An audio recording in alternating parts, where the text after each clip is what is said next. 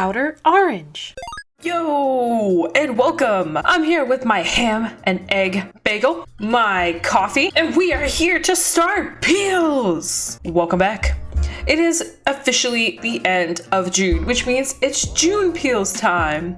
So June has honestly been kind of a weird month for me. Just a lot kind of happened in like 1 month. It was my birthday, my roommate's birthday, so stuff happened in terms of just like personal life stuff. And yeah, we are here. It's the end of June. June has felt insane. On top of that, Vanguard locals opened up, which means I've actually been able to take my cards physically somewhere, and oh my goodness, what a blast it's been.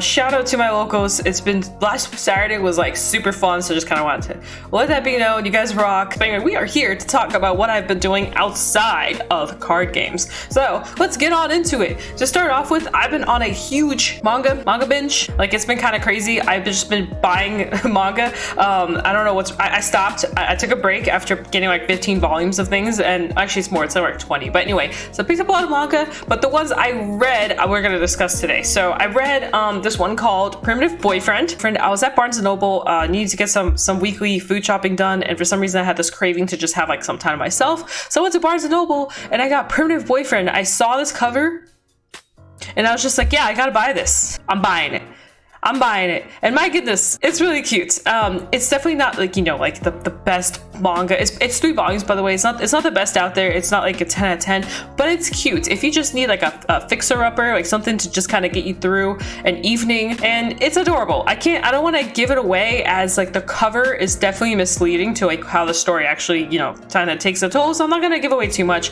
but if you just really want like a quick read, not a bad one. Pretty much just a little story of a girl who gets put into the past and meets an ape, and this ape is just so nice to her, and it just kind of goes from there. She has a lot of trouble falling in love, has a lot of trouble finding love, until she goes in the past and pretty much finds someone that she actually enjoys in her life, which just happens to be like a half man ape thing. On top of that, also picked up the entire lot of Dreamin' Sun. I think I have a picture somewhere, so if I have it, here it is. If I found it. Oh, Dreamin' Sun. Now, Dreamin' Sun is by the same people, the same person who created Orange. And if you guys have been on this channel or have heard me talk about it, either on stream or somewhere, you'll know I don't like Orange. It's actually one of my least favorite anime slash mangas I've read. I watched it with my best friend, and oh my goodness, it was just a downhill spiral. Like it was like this. Like it was kind of like this. It was like, oh, this is kind of cool, and then it just dips. Like it is like the biggest dip in charts you can think of, because I just frustrations towards that entire show, but I'm not gonna get into it because I go on a rant every single time. But this is good. I actually read this way before I watched Orange, which is probably a good thing, because I would have had a lot harder time reading this knowing this is the creators of Orange. And considering Orange is so overhyped with how many, like, everybody knows the show exists, but I don't know, guys. If you guys really like that show, I don't know. We gotta have a talk. We gotta have a debate about Orange, because I can't do it. But anyway, but this manga is really good. Dreamin' Sun, it's very similar art style to Orange, so if you're into an Orange art style, you're gonna like this. I think the art's amazing in here, and this story is just really nice, and it's really sweet. A lot of people actually judge kind of where this goes, and I don't really see why. I kind of do, but I kind of don't. People kind of forget that this is in Japan, and in Japan there are different rulings, but that's just me. Regardless, the story's pretty much about a girl who's having trouble at home, so she decides to run away. She literally kicks a random person. Like, she just, as she's walking by, she kicks someone, and it's a dude that actually is a landlord at a house. He's taking care of 2 guys, and he wants them to follow their dreams in there, and she ends up also joining them and following her dreams. This kind of series is about, like, you know, being passionate about stuff, but I don't want to really give it too far away. But there is a reason for the title being Dreamin' Sun. Like, it has kind of like a double meaning behind it, aside from dreaming about suns. I would say the first volume is not as great as the volumes leading into it, as the first volume kind of shows you the characters in a kind of like a broken up manner. Like, they're just characters that still haven't figured out their stuff, but as the series goes further and further, the characters develop. Also, it's not traditional at all. Consider this a shoujo. It's a little off from a shoujo, but it's still a shoujo.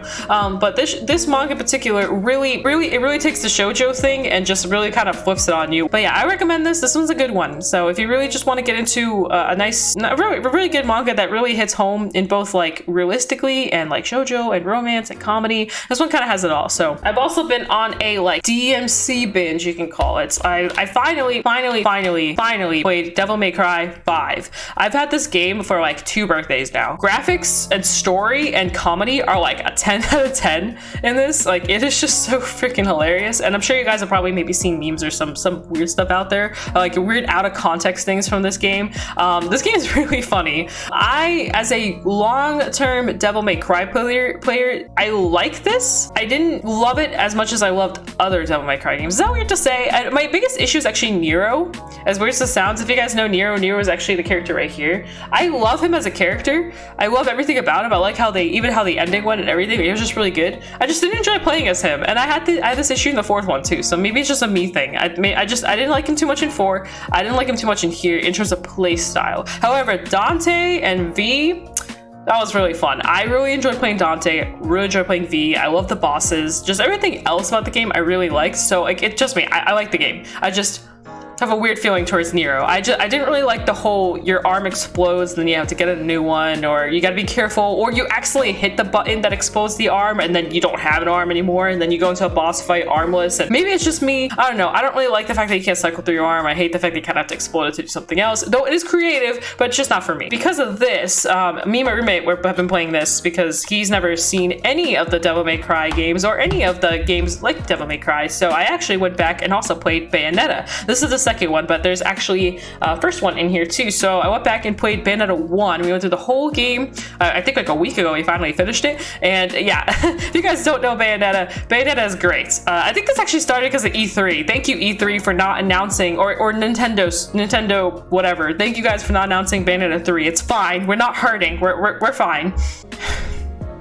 It made me want to play Bayonetta again because Bayonetta is kind of similar to Devil May Cry. They're not the same, but they have like similar ideas. If you haven't touched this game, or I don't know, if you just haven't been around these, I really recommend you try these out if you are okay with blood. And the same could be said about Devil May Cry. Blood and a little bit of gore. This one's really fun. I can't recommend this enough. It's Bayonetta. That's really all for my peels. I've been getting back into writing too. I've been trying to, I kind of want to write again. I don't know how to implement it. Like, I kind of want to implement it into cards, but I'm not really too sure. I opened up like a blog thing, but I haven't really done anything yet. I uploaded something and then I took it down because I felt kind of weird about it. I don't know why. If you guys have played or read anything that I showed you guys today, please feel free to tell me your thoughts, your feelings, your emotions, your peels, whatever it is that you want to talk to me about. Feel free to tell me about it. There's other things you've played that are kind of similar to it. You can talk to me about that. I'm always here. Oh, I forgot to mention, I've been playing I'm Scared on stream, so that's another thing I've been doing. It's a horror game. Kind of regret it. I didn't realize how long it is. There's actually more than just the demo that apparently released like 7 years ago. There's actually like a whole like extra stuff that they added to the game. Anyway, guys, it's been real. It's been fun. I'll see you guys in a future video of whatever it is that I'm currently doing. So thank you so much for all the support, and subscribe. I always say this like in all my videos, but I'm just really excited for our 1K. We're just getting closer and closer, and it just gets me more and more excited because it's like, oh. Anyway, I'm done. All right, bye guys. Peace out. До свидания. Bye.